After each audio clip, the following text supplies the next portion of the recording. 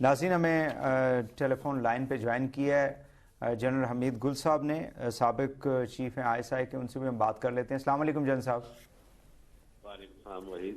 بہت شکریہ جی۔ یہ بتائیے کہ اوباما صاحب کا جو وزٹ ہے، ظاہر ہے کہ پاکستان کے اپنے کنسرنز ہیں، نیوکلیر انرجی کے علاوہ بھی کافی زیادہ انہوں نے ایگریمنٹس کیے ہیں ٹیکنالوجی کو اپ گریڈ کرنے کے حوالے سے بھی اور مختلف شعبوں کے اندر، اور ساتھ ہی ساتھ انہوں نے UNSC میں بھی انہوں نے کہا جی کہ ہم آپ کو بیک کریں گے so that you can get the permanent set.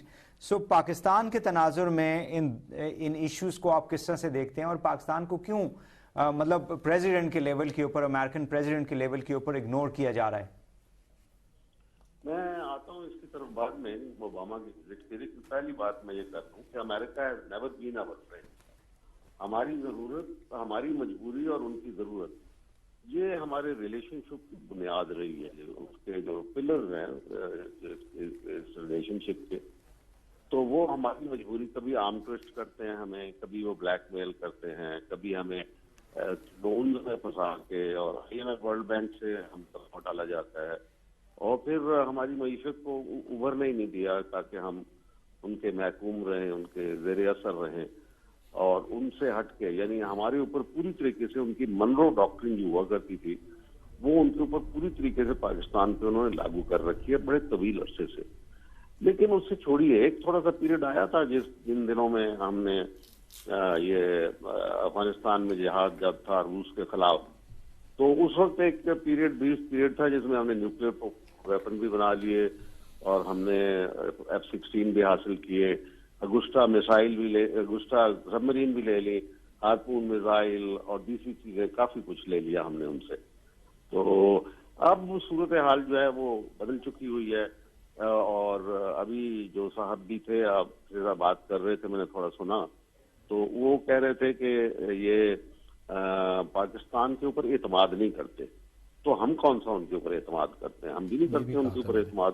جی انہوں نے دونوں باتیں کی تھی۔ حارث خلیق صاحب ہمارے ساتھ ہیں۔ جی ہیلو جی جن صاحب بولیے۔ میں نے کہا حارث خلیق صاحب ہیں، انہوں نے یہی بات کہی تھی، آپ والی بات۔ ہاں بڑی اچھی بات کی تھی انہوں نے۔ اگر وہ نہیں اعتماد ہم پہ کرتے تو ہم کون سا ان کے اوپر اعتماد کرتے؟ کبھی بھی نہیں کیا۔ اور جب بھی ہمیں موقع ملتا ہے تو ہم کہتے ہیں کہ ہاں نیوکلیر نہیں بنائیں گے، لیکن ہم نے بنا ڈالا، اور اچھا کیا ہم نے۔ کیوں نہیں کیا؟ ہم ایسے کیوں ان پہ اعتماد کریں گے؟ جو ہمارے دشمنوں کا دوست ہے، اسرائیل کا نمبر 1 وہ اینیمی پاکستان کو سمجھتا ہے، اور امریکہ وہ اس کا سرپرست ہے، اس کا جو کچھ بھی ہوتا ہے ان کی ماں پہ کرتا ہے۔ تو یہ اس کو چھوڑیے، قطع نظر اس کے ایک سچویشن ہے جس کو ہم نے ڈیل کرنا ہے۔ اب آتے ہیں ہم اوباما کے وزٹ کی طرف۔ میرا خیال ہے کہ خام خواہ کا بخار ہمارے میڈیا نے چڑھایا ہوا۔ اوباما کی وزٹ کا کوئی میننگ نہیں، ماں سوائے اس کے کہ وہ ایک بزنس ٹرپ پہ آیا ہوا ہے وہاں پہ، اور وہ بزنس اس لیے کیا انہوں نے، جیسے ایک چیز کر کے میں لیتا ہوں۔ انہوں نے کہا کہ ہم نیوکلیر کے اوپر یہ کنسیشن دیتے ہیں کہ جو ٹریکنگ سسٹم ہم نے لگانا تھا تو معاہدے کے مطابق، تو اس کو ہم وڈرا کرتے ہیں۔ اچھا، معاہدے کو انڈیا نے کبھی بھی ریٹیفائی نہیں کیا تھا، وہ کہتے ہیں ٹریکنگ سسٹم نہیں ہوگا، اور جن دنوں مودی صاحب تھے انہوں نے اس کی سخت مخالفت کی تھی جب اپوزیشن میں تھے۔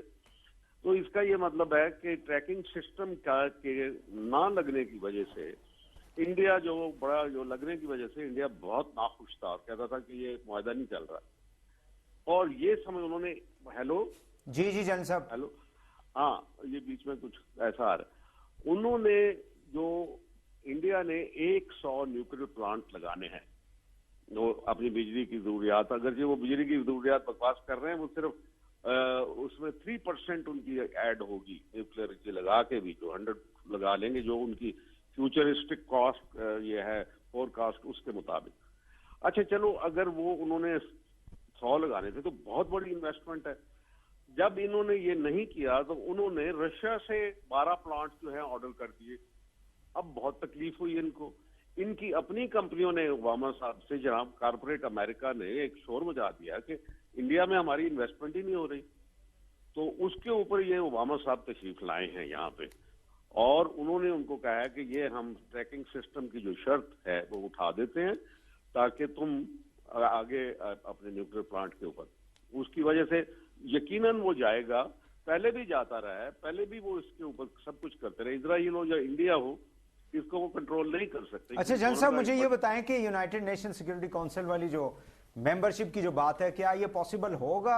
अमेरिका जिस तरह से कभी भी नहीं होगा, कभी भी नहीं होगा, सवाल ही पैदा नहीं होता ये हो सके, नहीं होगा कभी भी, क्योंकि आपको सारा सिस्टम रिवैम्प करना पड़ेगा, और उसमें बड़ी बड़ी मईशतें हैं, बड़े बड़े मुल्क हैं। अब अगर आप ये कहते हैं कि सिर्फ आबादी के लिहाज से, तो आबादी तो कोई चीज नहीं, मुसलमानों की मिला के आबादी जो है सारे वो 1.5 अरब रुपया, अरब से ऊपर जाके बनती है।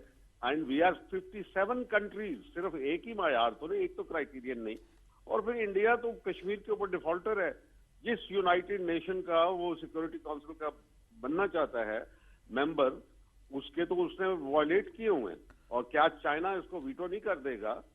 सवाल ही पैदा नहीं होता कि ये हो, इसकी भी फिक्र ना करें, ये पहले से वो कहते रहे हैं, लॉबी करते रहे हैं अमेरिकन में कुछ इधर उधर उनको खुश करने के लिए। नेक्स्ट उन्होंने कहा है कि हम अफगानिस्तान में तुम्हारी मदद चाहते हैं, तुम पार्टनरशिप चाहते हैं, तो ये तो पहले ही जारी थी। लेकिन अब किस किस्म की वो पार्टनरशिप चाहते हैं? वो कहते हैं कि हमारे पास पैसा खत्म हो गया, इंडिया लगाए पैसा। हत्ता कि उन्होंने चाइना को कहा है कि आप भी बीच में आके अपना किरदार अदा करें, और चाइना ने पहले ही $1 बिलियन जो है वो कमिट किया हुआ है। अब मैं उनका रियल रिलेशनशिप जो है, जो बिजनेस रिलेशनशिप जिसमें कॉर्पोरेट अमेरिका बहुत इंटरेस्टेड है, उसमें सिर्फ $800 मिलियन की इन्वेस्टमेंट हुई है जब से मोदी साहब आए हैं, $800 मिलियन, जबकि चाइना ने $20 बिलियन कमिट किए हैं कि तुम्हारा इंफ्रास्ट्रक्चर जो रेलवे का है वो बनाएंगे, और जापान ने $35 बिलियन कमिट किया है। तो इसका ये मतलब है कि अब वो रिलेशनशिप जो कॉर्पोरेट अमेरिका चाहता था इंडिया के साथ, वो कटाई में पड़ गया। ठीक है, ठीक है जी हाँ, बहुत बहुत शुक्रिया जन साहब, बहुत थैंक यू वेरी मच। आपने हमें